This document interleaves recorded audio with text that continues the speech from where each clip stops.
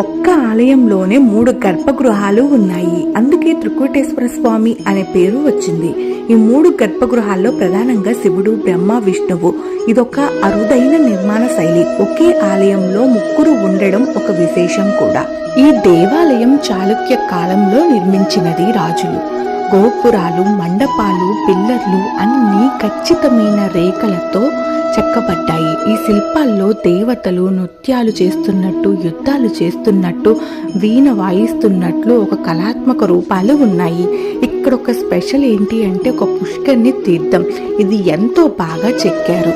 ఈ 3 గర్భాలయాలు కలిపేలా ఒకే మండపం ఉంది. ఇది దక్షిణ భారతదేశంలో చాలా అరుదైన నిర్మాణం. ఇంకా ఈ మండపంలో పిల్లర్ల మధ్య ఒక శబ్దాన్ని ఇచ్చే శిలలు కూడా ఉన్నాయి.